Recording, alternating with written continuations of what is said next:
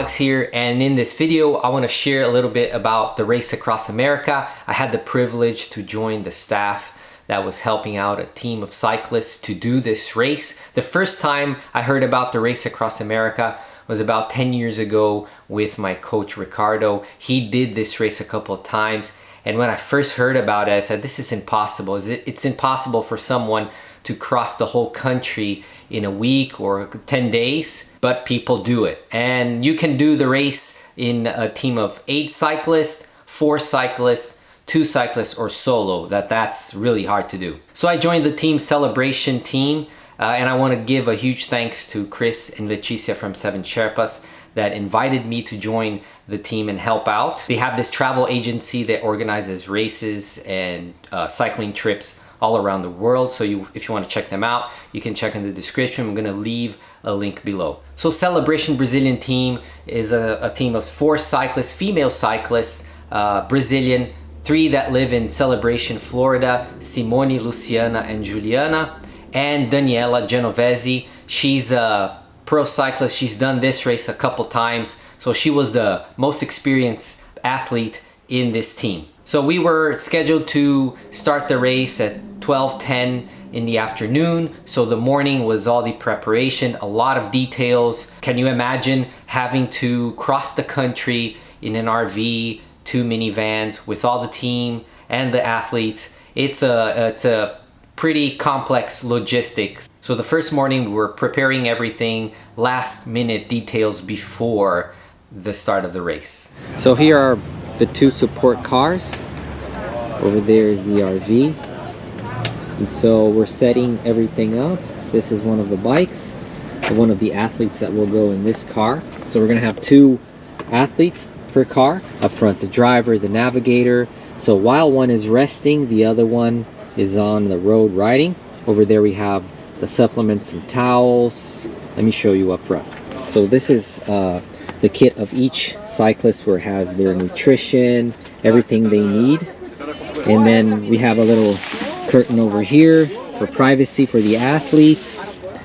Up front, this is the navigation booklet and all the timing and all that. We have to wear also this vest here at all times.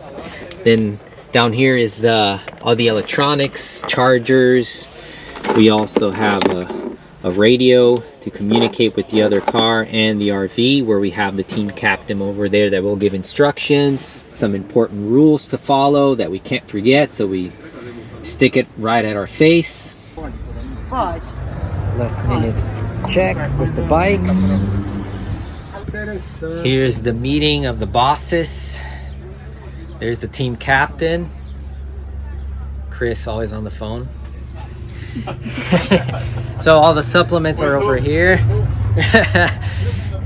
Here's my toolbox with the main tools. I'll have also the basics in the car, but if anything more serious happens with the bikes, I have the toolbox. Here are the bikes, everything is set. I'm going to be responsible. I'm the mechanic.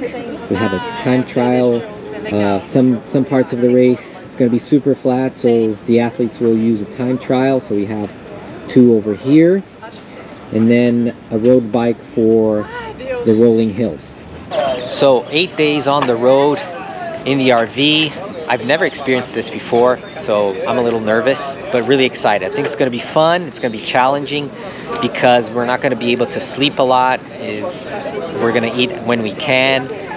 It's like 8 days against the clock. The morale of the team is super high. Everybody is super in unity, and this is very, very important that everybody is getting along, because the last thing you want is people, in a bad mood, or there's any situation in between the crew that can really hinder the performance of the team and the unity of the team. So that's very important, and so we're doing pretty well so far.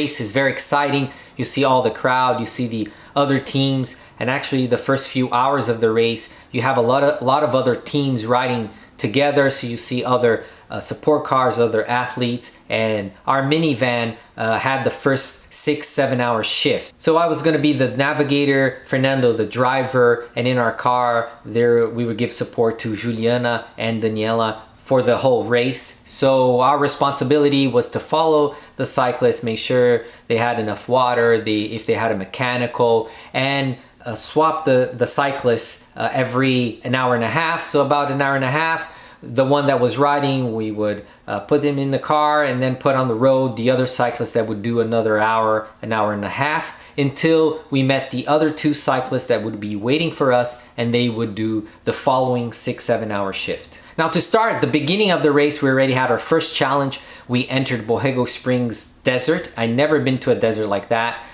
Temperatures over 115 degrees Fahrenheit. It was super hot, it was windy, and we saw that the athletes were already suffering. And I could imagine the mental strength they had to have riding the first 100 miles of the race with these types of temperatures and wind, and imagine that they still had over 2,900 miles to go.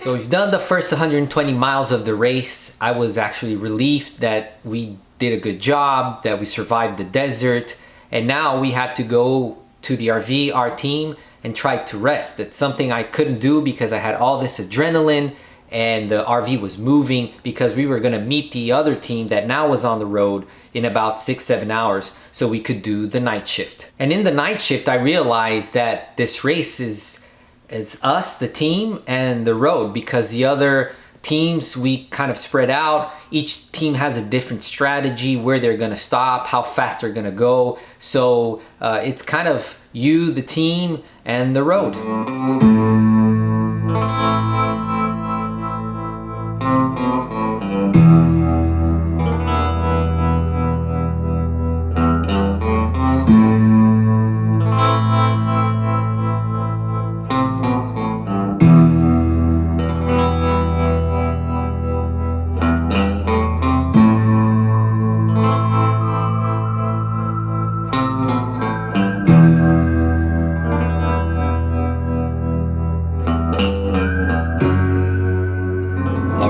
Now we have the night shift. It's almost 1 a.m. I'm here with, I don't know if you can see, it's really dark. Fernando, he's the driver. Yeah, I'm trying to be the navigator. So our shift now, it's about 6 hours. We're going until the early morning. I think we're getting the hang of it. The start, you have to, you know, a lot of new things we're doing for the first time. But I think we're doing good now. Juliana is in the back. Yeah, I think you can't see her, but Juliana is in the back. She's going in about 20 miles and riding right now. And here in the front is Daniela. So she's actually won the Race Across America twice, solo.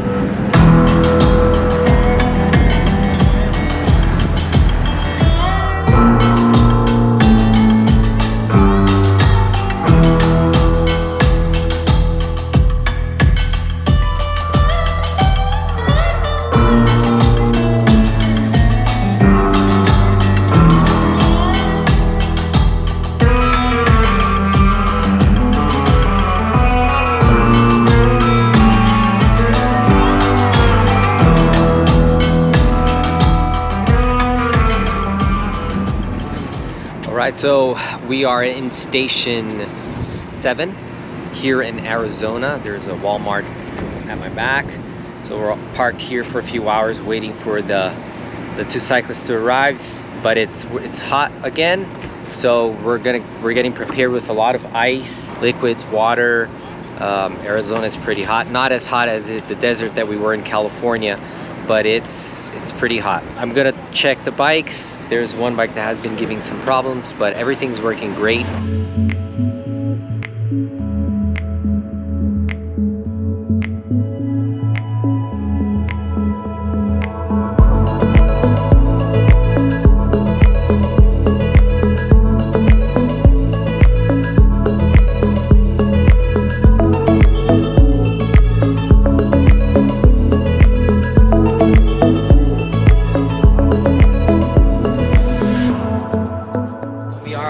Arizona, and we just finished a 55-mile ride. The girls ripped. Daniela went down the mountain really fast. We couldn't keep up with her, but now there's a little change on the route because there's some fires where we were heading to, so RAM organizations gave us a different route for us to take the athletes, bypassing all this fire, going to a new starting point. Are we going to be out of Arizona today? Yes. Yes. Utah. So our next state is Utah.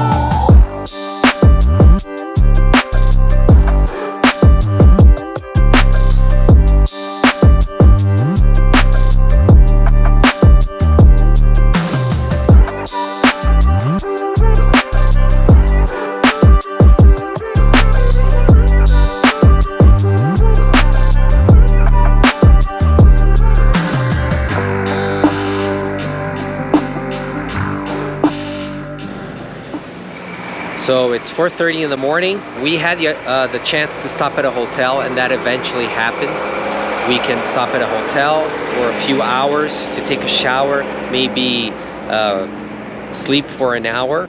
So now we are in Utah and we're heading to Colorado. The temperature is much better. We're in the 80s, 70s, 80s, so it feels much better than when we were in the desert. So our shift now is 120 miles that we're gonna do this morning. So we're good. So let's get ready and wait for the other team to arrive.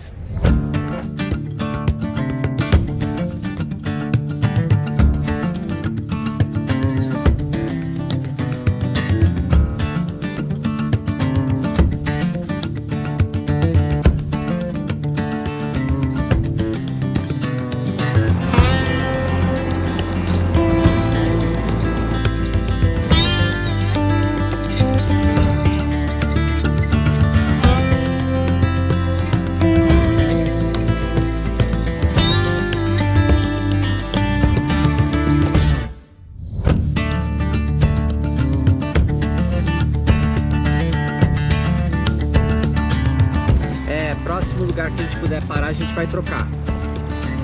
Ali, né, em cima? Sim. Tá.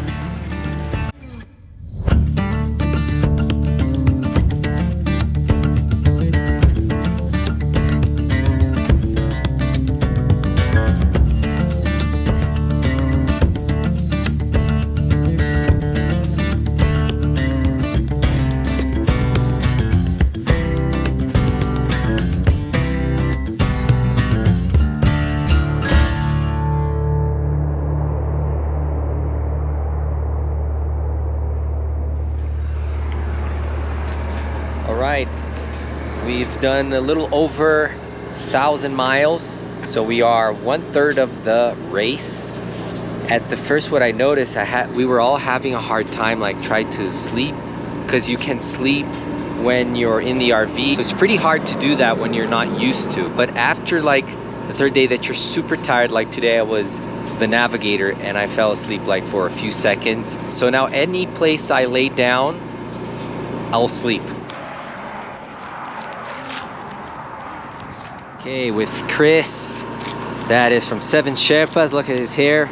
Yeah, forget about, you know, the looks. Now it's all like survival mode.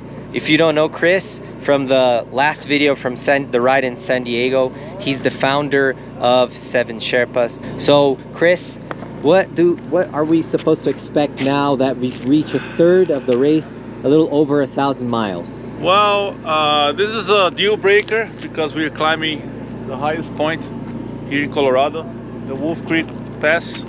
And the good news is that the very, very hot temperatures we faced are behind us. From here on, I mean, you can already feel the climate of the mountain. You know, it totally changed the whole environment, and the views are totally different. From here on, we keep climbing. And then the other good news is that we're gonna have a very big descent. And from then on, when we reach the bottom of Colorado, we're gonna be in Kansas to the flats. And it's gonna be flat, flat, flat.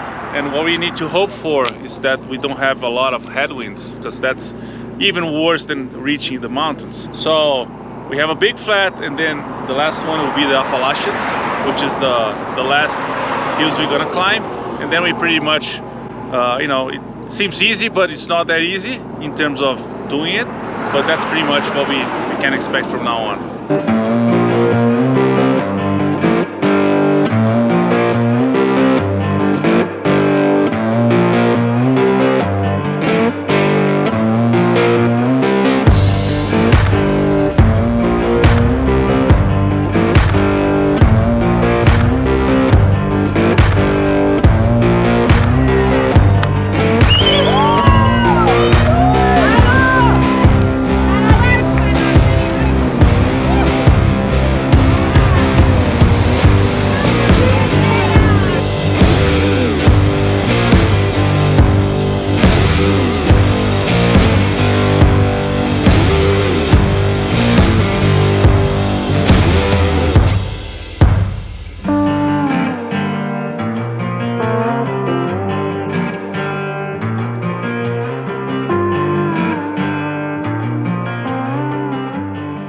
So we were doing very good. We were actually in the middle of the country where it's very flat. There is a lot of wind, but thankfully all this wind was mostly tailwind, a little bit of side wind, but we were averaging speeds of 20 miles plus, sometimes even close to 30 miles an hour. So we were doing very, very well. We were covering a lot of ground. And I was enjoying my time. I was enjoying going through all the states, seeing all this beautiful farmland, places I've never been before.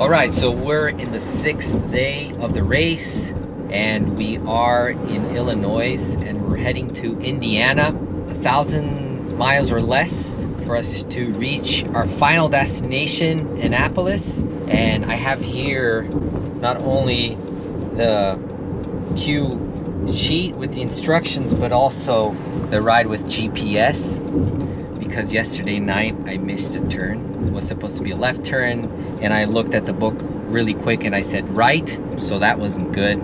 Like 4 in the morning, you miss a turn after the cyclist is tired. It's not a good situation. Thankfully we didn't go too far. We got a little bit of rain in the beginning of our ride. Now it's stopped. Hopefully we're not gonna have much rain today, but it's very cloudy. So again, here Fernando, strong, driving the car. Thank you. He's also our DJ. His playlists are great, so that keeps the party going inside the car. Juliana here again. Indiana, here we come. The breeze in the sky sings me a song. Here I'll stay till dawn.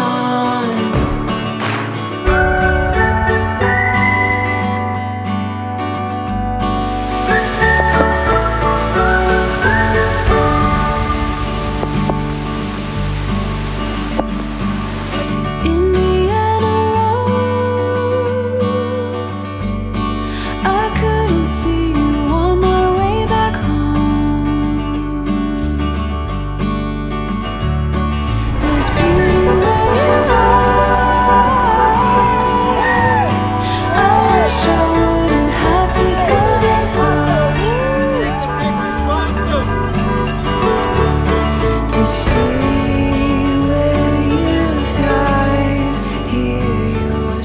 get closer to the end, we're starting to see more people cheering us on the roads. I know majority of the people don't even know when you say the Race Across America, and a lot of people ask us when they see us with the uniform, with the bikes, they have no idea what it is, but some people do, and they are really encouraging when you're going through the roads and there are people on the streets, because there's a live track where you can know where the teams, or when the teams are passing by your town, and so people follow, and when there's a team coming, they go out and they cheer you on.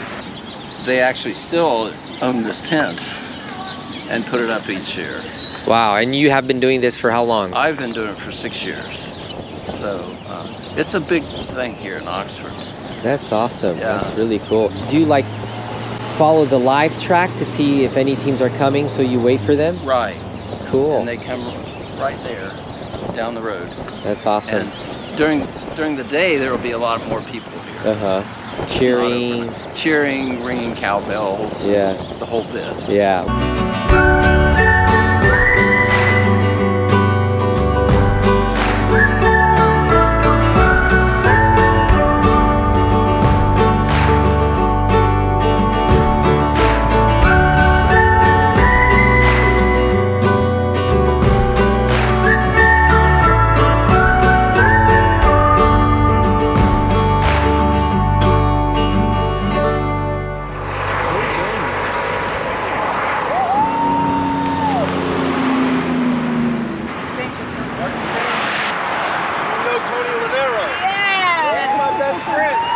So he asked me to come see you.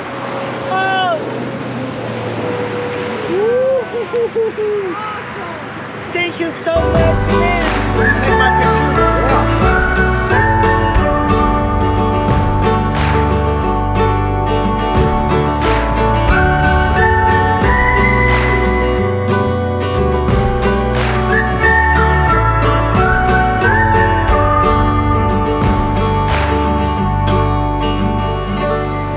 Got myself some coffee. We are 180 miles away from the finish, guys. We're almost there. I can't even believe, like, when I look at the map and see us crossing the whole United States, it's crazy. And it's, again, a mixture of feelings of like, I think I'm gonna miss this, and at the same time, I'm so thankful it's over and I'm going back home and getting some rest and be able to be back with my family. So I don't know really what to express right now, but I'm super thankful for being able to be part of this crew and do the Race Across America. It's an amazing race. The bond with the crew was getting stronger and stronger. You build this friendship where you rely on each other, where each person has to do its part. 180 miles is still a lot, but compared with 3,000 miles, it's not that much. So we are in Maryland. We're gonna get a part of Maryland, then enter the state of Pennsylvania, and then back to Maryland all the way to Annapolis, where we're gonna reach the finish line.